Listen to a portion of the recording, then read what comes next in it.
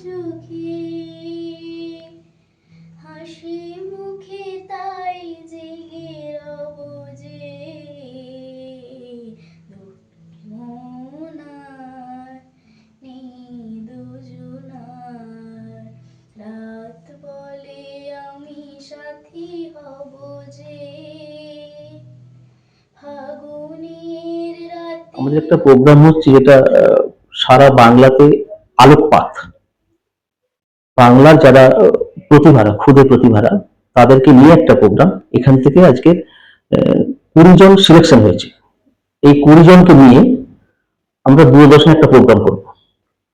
সেই 20 জন থেকে দূরদর্শন প্রোগ্রাম থেকে যে 3 জন উঠে আসবে এবং 20 জনের মধ্যে এ আজকে সিলেকশন হলো।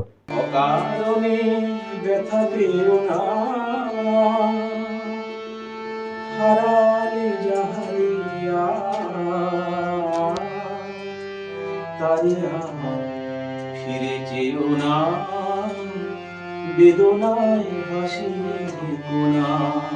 প্রত্যন্ত গ্রাম থেকে এসছে, পূর্ব মেদিনীপুরের খেজুরি থেকে এসছে। সেই 20 জনের মধ্যে থেকে যে 20 জনকে নিয়ে আমরা দূরদর্শনে একটা প্রোগ্রাম করব। সেখান থেকে 3 জনকে আমরা বেছে নেব। সেই 3 জন বিভিন্ন ওয়েব সিরিজ এবং আমার ছবিতে গান করার সুযোগ পাবে এবং একটা অ্যালবাম যাতে করে দেওয়া।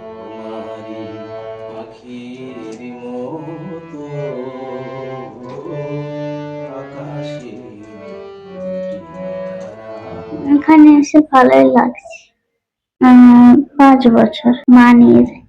নতুনদের নিয়ে কাজ করার একটা আলাদা মজা আছে। আমি আমার আগের দুটো ছবিতে বেশ কিছু নতুন ছেলেকে নিয়েছি।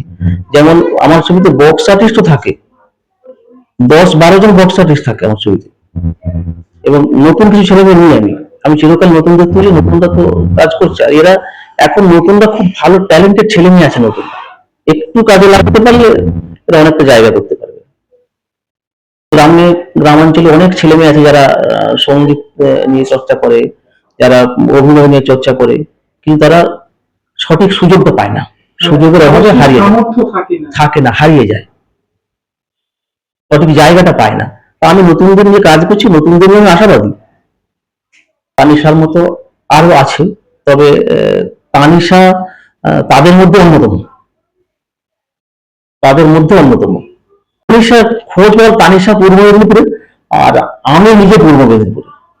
অন্যান্যদের খোঁজ আমাদের বিভিন্ন সূত্র মারফত এসেছে আমার কাছে, আর তানিশা সেটাও সূত্র মারফত, কিন্তু আমার খুব কাছাকাছি, বাড়ির কাছাকাছি। কে আমাকে বলে, যেমন আমার অফিসটা, যদি অফিসে 28 জন স্টাফ থাকে তার মধ্যে 20 জন হয়তো পূর্ব মেদিনীপুরের, সেটা কাকতালি এরকম কিছু যে পূর্ব মেদিনীপুর নিয়ে ভর্তি করছে এমনটা নয়। আগামী দিনে আমার দুটো ছবির কাজ হাতে আছে, আর এদের নিয়ে এই প্রোগ্রামটা দূরদর্শন করছি আপাতত।